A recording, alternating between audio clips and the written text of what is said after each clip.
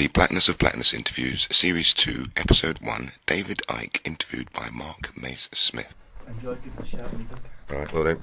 Hello. Hello. Mr. David Icke, it's a pleasure to speak to you. How are you? Hello, Mark. How Nice to meet you. Okay, I believe I've only got 15 minutes. I don't know how long you actually have yourself to do this. Well, I've got a little bit longer than that. I've got to go to London to do another interview.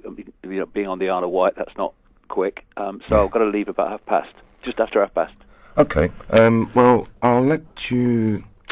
What I do is I do a questionnaire called the Blackness of Blackness, which involves 13 questions. 3 of them are warm-ups, 3 of them are warm-downs. Right. And then there's 3 questions which works out who you are. Okay. A curveball question regarding the blackness of blackness.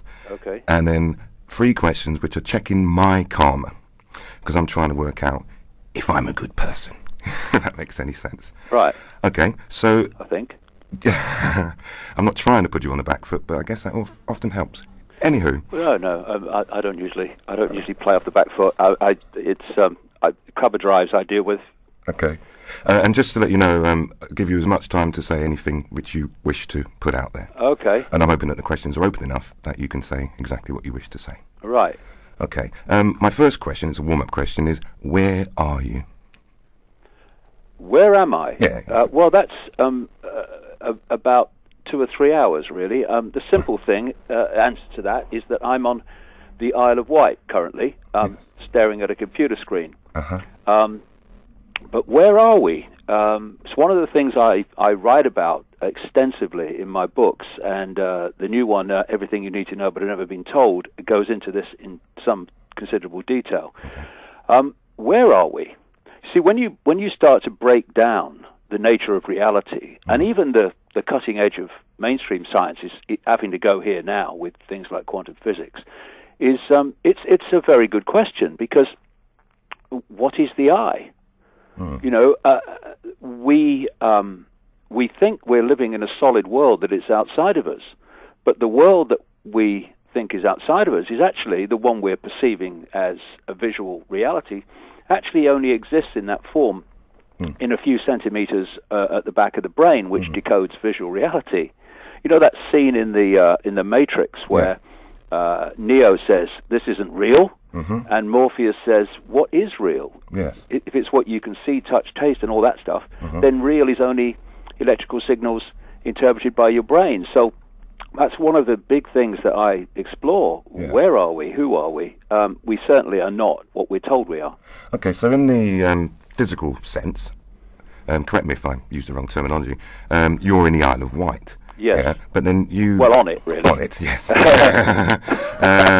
And so therefore, in a more metaphysical or spiritual sense, you are somewhere else? Or where would you say that you are?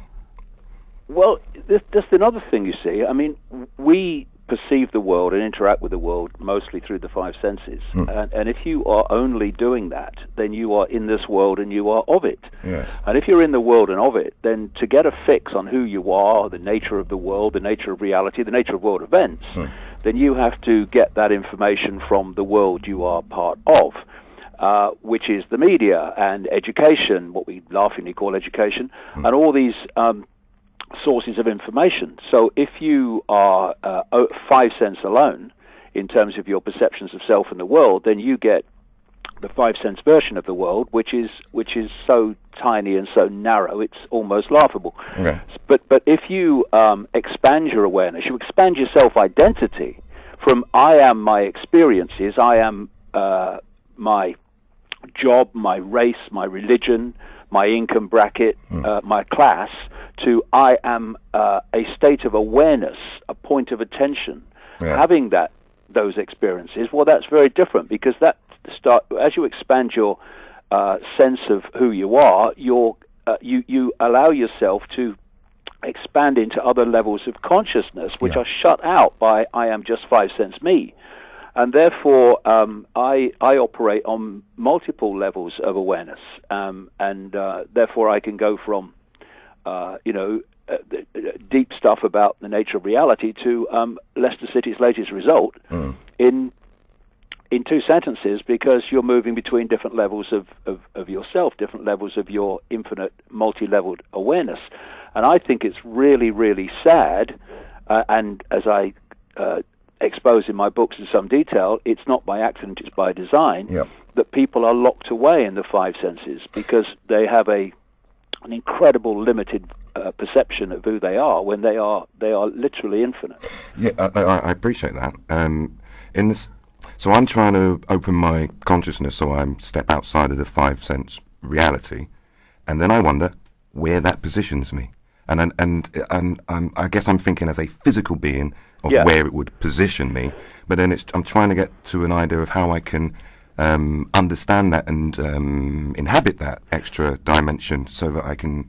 Well, you are anyway. I mean, the thoughts that you and perceptions you're having are not physical. There is no physical. That's the big penny dropper. Quantum physics has clearly shown that actually the ancient shaman, who were supposed to be primitive and didn't know what they were talking about, quantum physics has shown that they were right. There is no physical. There is just consciousness, and as Einstein said, what we call matter is just energy that's fallen into a level of frequency that appears as matter. So there is no physical. For me, it's all about self-identity. Okay. If you self-identify with your name, race, religion, income bracket, country, culture, as who you are, nothing wrong with any of that. It's an experience. Enjoy it. But once you start self-identifying, this is who I am, then you get caught in the five senses. You get caught in the perceptions of the five senses, and you disconnect an influence of the much greater expanded you, which does not self-identify with the five senses because it's not. The five senses are a manifestation of the body, and the body is what I call a biological computer. It decodes information within a certain frequency band, a very narrow frequency band, and that's what we call the world. It's not a world; it's a frequency band of information. And if your focus of attention accepts that is all there is, then that is the limit of your possibility. Okay. It's the limit of your potential. But when you expand your awareness to self-identify with awareness having the experience, then automatically you start to access expanded states of awareness, which is our natural state. Five sense awareness only is an unnatural state, and then you start to see the world differently. Instead of seeing just the pixels, you see pictures. Instead of seeing strands, you see the tapestry. And as I've gone around the world, particularly in the last 18 months, talking, the number of people in all walks of life who are starting to reevaluate who they are and the nature of world events is fantastic because they are starting to view from a more expanded level of awareness. Okay, I need to give you some more information about myself then, really. Okay. I spent some time in Spain about 3 years ago, and I started listening to Richie Allen. Right. Okay, I'd been aware of you before and been interested in the concepts, but I started listening to Richie Allen, who actually, an interesting fact, the show started on my birthday. And I actually share a birthday with Prince Harry and Mark Duggan, and so I'm very much open to your ideas, and I know them already.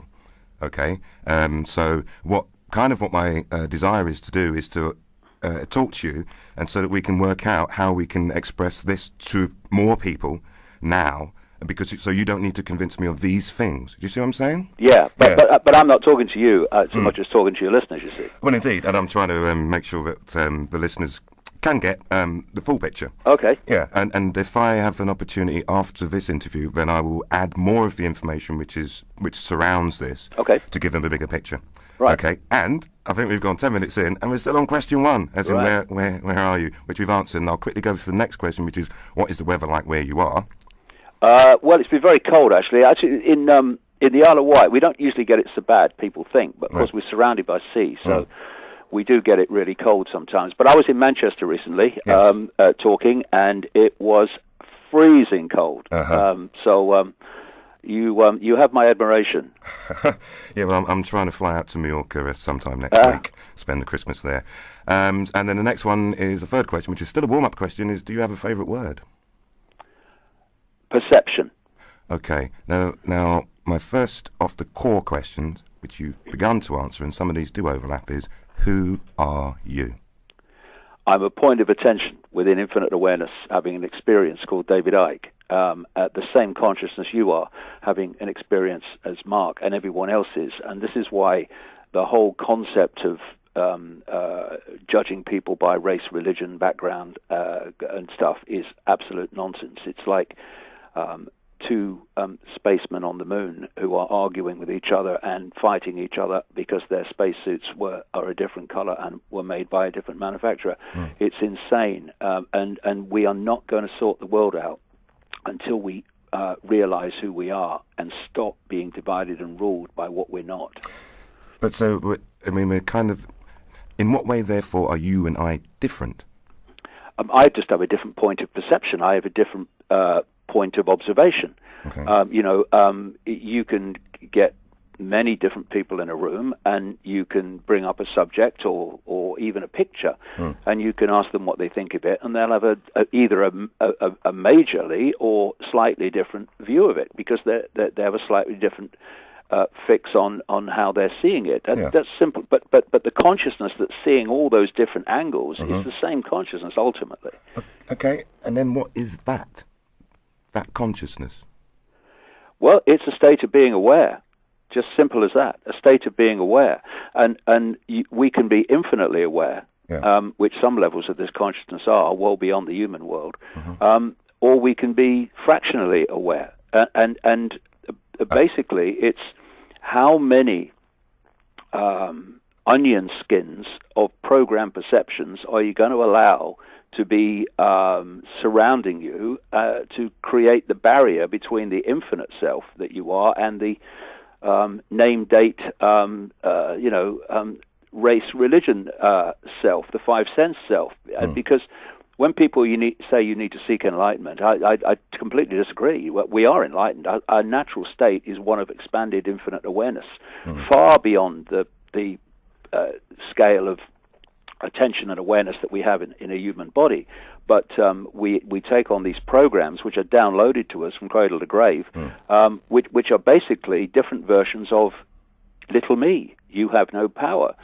And so basically, are you going to have a state of awareness that thinks that she's Ethel on the checkout and that's all she is, or the same state of awareness that is so far greater expanded in its self-identity?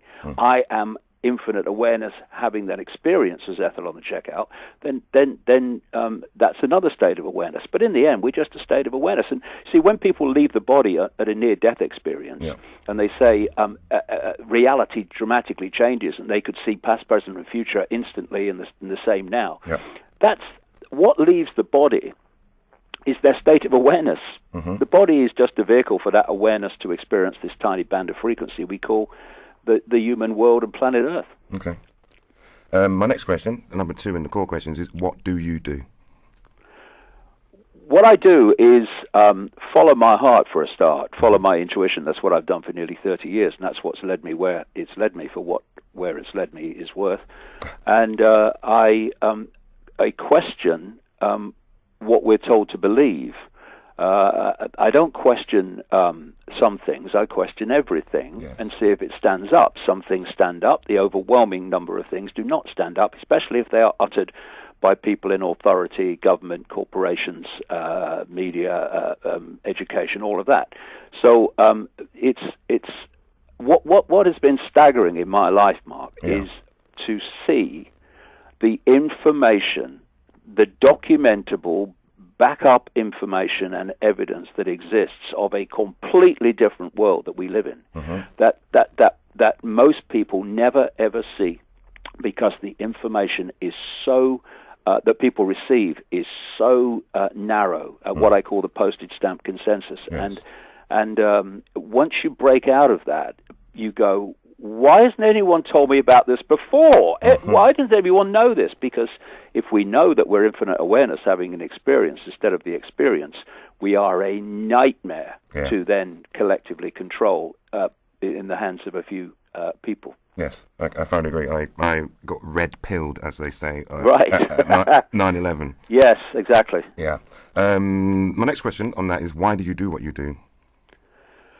Well, when I had a series of extraordinary paranormal experiences in the early 1990s, which set me on this road. Yes. Basically, I have this urge to do it. You could offer me £10 million for working on a Wednesday to do something else. I wouldn't do it.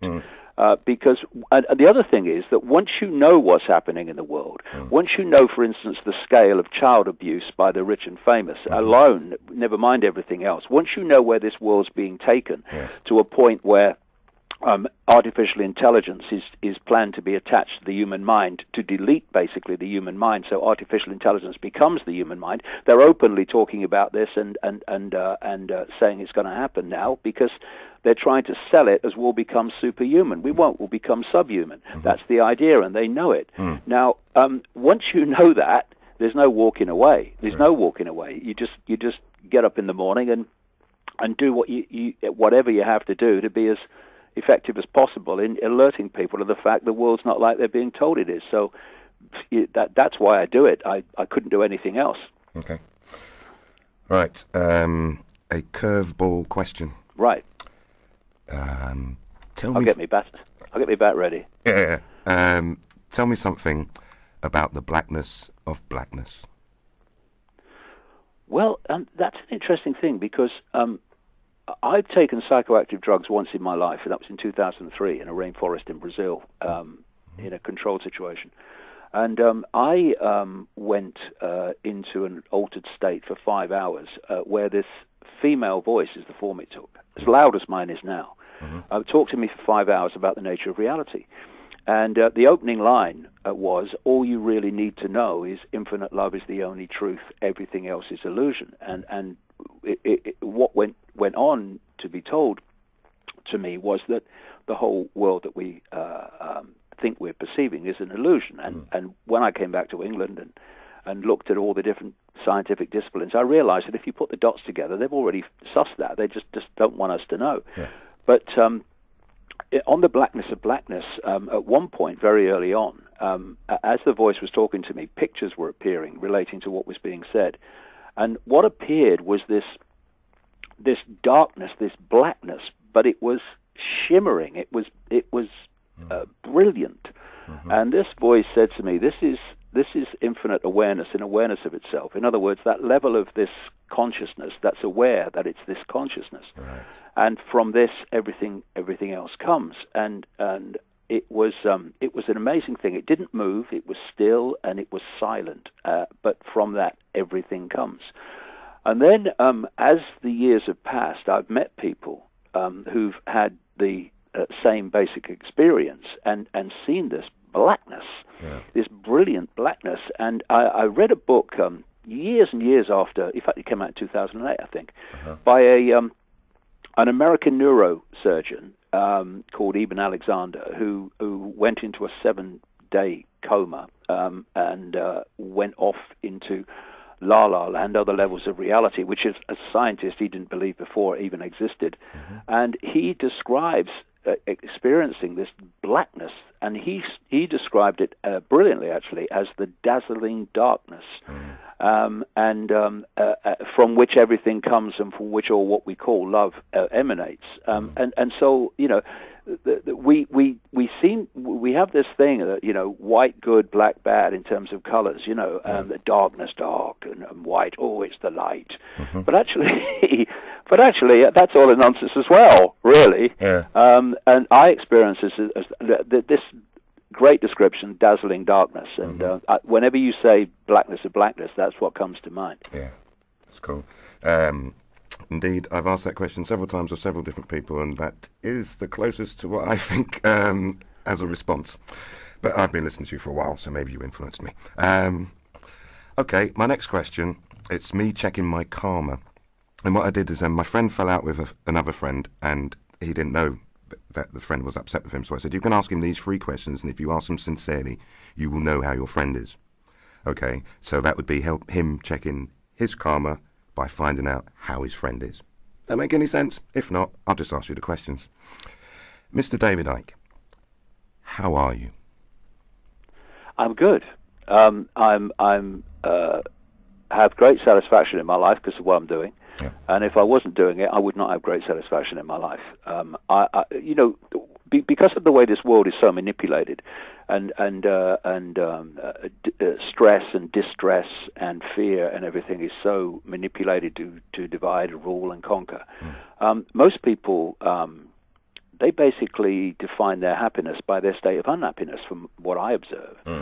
If they're less unhappy, they take that to be happy, and so we're all kind of doing that because the world is as it is, and it does bring us down from time to time.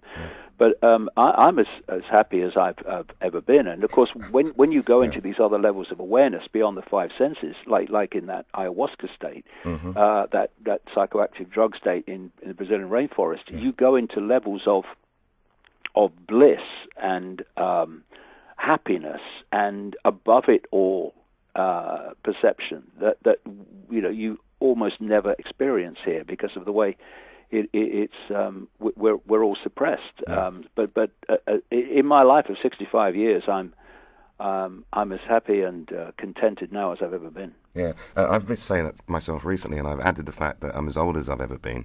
So therefore, tomorrow should be. I'm optimistic for tomorrow.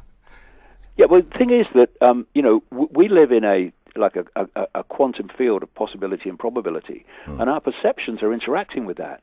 So if you think the glasses are full, then that's what you'll create, because you're going to interact with the possibility and probability quantum field at that level. And this is where the self-fulfilling prophecies, what I call feedback loops, happen and are set up. People say, nothing ever happens in my life. Well, of course, you keep interacting with possibility and probability at the same level. Nothing ever going to change.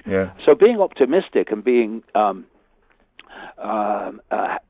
happy and joyful is a very, very good thing to be, because you reach joy as in a state of expanded awareness. You don't reach joy in very low frequency awareness. That's where fear and anxiety and worry all lie. So if you do interact with life with joy, with confidence, and not with fear and trepidation, then you will create a different reality. Through the interaction of perception with possibility, you can't do anything else but create a different reality. Indeed. It's kind of a law of attraction in some respects. Exactly that, yeah. I've had you down on the list of someone I wanted to interview for a long time. And I move in that way, which goes, I'm sure things will work out just fine as long as I'm optimistic, positive, I spread love, and I try and visualize what it is that I wish to achieve. So speaking to you today, to me, is just going, it works, I had an experience at Mark in Manchester recently when Manchester United called off a book launch event for this new book, Everything You Need to Know But Never Been Told, on the day at 10:30 in the morning. It's a long story. If people go to my website, there's a video there called A Coalition of the Gutless, which tells the story. But I watched it the other day. The point is, we knew at 10:30 in the morning that we were going to find another venue that night. It seemed ridiculous, impossible, but it happened. This is what I mean. And if we'd have sat down and felt sorry for ourselves, oh God, the system's so powerful it stopped us, then it would not have happened. We weren't having it, and therefore you create it. It's basically like, if you like, attacking life instead of apologizing for being there. It's a very different reality that you create. Yes. Okay. Does anybody do an audio version of your books? They're working on it. I'm going to do it. I'm 3/4 of the way through Perception Deception, and then I'm going to do this new one. Okay. Well, I'm just offering, if you want my voice to do it, it'll have to be the voice of David Icke. Oh, really? Just putting it out there. Well, I tell you what, I didn't know how debilitating energy-wise it was reading a book. It is a long book, Perception Deception, but crikey, don't have to drain the energy. So maybe you could take over, mate. Yeah, I'd be very happy to. Maybe the new one, rather, because I believe it's everything you need to know. So anyway, my next question, with checking my karma, is there anything that I can do for you? And I know you don't know me very well, and I threw that other one in there, that idea about the audiobook in. But is there anything that I can do for you? Well, it's like, what can we all do for each other, really? And the key thing is not just to awaken to your truer self and your more expanded self, and then see the world in a different way, but to actually communicate this at every opportunity. We need more and more people who will just start up conversations, talk to people about these things, because what's happening is there is a war on freedom of speech to shut this down. They make their excuses. You can't say this because, you can't say that because, but the because are merely excuses. The whole thrust is to shut down all information and discourse that is not from the official narrative. And the last thing, this is the bottom line really, the last thing they want us to know is the true nature of who we are. So all this stuff it gets suppressed using the excuses of other things. So we need people to stand up and speak out and refuse to be silenced. The more people that do that, the more the wall of suppression will fall. And they know that. You know, they're well aware, this hidden hand, that people are waking up around the world and asking questions they never asked before. And that's why there's this war on freedom of speech to slam down the lid, because the alternative media in all its many and various forms has had a massive impact in simply pointing out there are other ways of looking at things, and they want to shut that down, so there's only one way of looking at things, and that's theirs. Okay, I'm just going to go a really short list of people who are doing this online, who you may not have heard of. Okay. Cliff High. Oh, I know Cliff, yeah. Jolly good. Michael Trim. No. Okay. He does a Michael Trim show. Jordan Safer, who does Destroying the Illusion. No. Tracy Beans. No. Very much looking into the Clinton Foundation. Yeah, well, this is the great thing, you see. When I started out, Mark, there was a man and a dog doing this. When I started out, there was no internet, and we were communicating with printing leaflets off. That's what it was like. Which you might have to go back to, really. In the next day and age. No, we're not having it. But that's what they want. But the point is that now, with this been explosion of people that are looking into different aspects of it, and this is what they're terrified of, exactly what you're talking about now. Yeah. I'm going to drop two more names. It's Sticks, Hex and Hammer 666 and Lionel Nation. Just putting them in there because I want other people to know about these people as well. Okay. The next question, which is the end of Checking My Karma, is there anything you'd like me to do for me? It depends how you're seeing yourself now. If you're seeing yourself now, clearly you're not. But if you were, as a five-sense label consciousness, as I call it, or phantom self, as I called it in my last book, then I'd say reassess your self-identity. Reassess what the I is, because your name and everything is just your experience. The I is what we need to get into contact with, the same I that we all are. And another thing is, because people are so unkind to themselves. They're constantly comparing themselves with others, which is the last thing they need to do, because they're a unique point of attention. Why should they want to be someone else's point of attention? And have fun, laugh. The people don't. I don't hear enough laughter. Laughter is the greatest antidote to fear. You cannot laugh and be frightened at the same time. It's impossibility. So that's what I would say. Okay, thank you very much. Three warm down questions, so to speak, and I'll give you all of them at the same time. Do you have anything to plug? Do you have any shout outs? Anyone you want to say hello to? And do you have any questions for me? Well, I would obviously. I want as many people to know of the existence of Everything You Need to Know But Have Never Been Told, which is literally just out. A shout out, I would say, you mentioned him already. He works out of Manchester, Richie Allen. It's a great show on a weekday night, Monday to Thursday, between 7 and 9, talking to people that would never overwhelmingly get in the mainstream media. And a question for you: where do you go from here, do you think? I get your contact details. I send you that poem which I've mentioned you in. Okay. I offer my services to record your stuff if you so desire. Hopefully I have a chat with Richie Allen as well, since we're in the same city. Yeah, you'd be a great interview on the Richie Allen show, talking about your experience and what's happened to you. Yeah. But what are you going to do for you? I'm going to keep trying to clarify my goals and what it is I actually wish to have in my existence, and pushing towards that. Obviously, always with peace and love. But yeah, maybe there's something you might specifically add to that. What am I going to do with me? Just keep going. Yes. Well, that's the only way is to keep going. Yeah. Because was it Bob Marley said basically you don't know your own strength until you have to find the strength, and then you do. Yes. So he said a lot of very sensible things, Bob Marley. Mm-hmm. And you just keep going, because in the end it's persistence that will bring the wall down. Not here today, gone tomorrow, people. It's persistence. You know, where you don't give up because giving up is not an option. You know, yeah. that's the only way anything has ever been changed. Excellent. Okay, well, I hope we meet at some point, maybe on this dimension or on another. Well, I'm sure I will. I'm coming up to speak in Liverpool Southport in the spring in an evening event. So maybe I'll see you then. I've been pretty much living without money since about 9/11, and so there's always these events I can't go to. My flatmate went to see you. Drop me drop my son Jamie an email, and we'll get your ticket. No problem. Excellent. Thank you very much. All right. Have a great day and enjoy your travel to London. Cheers, Mark. Bye. Thank you, David. Bye-bye. Bye.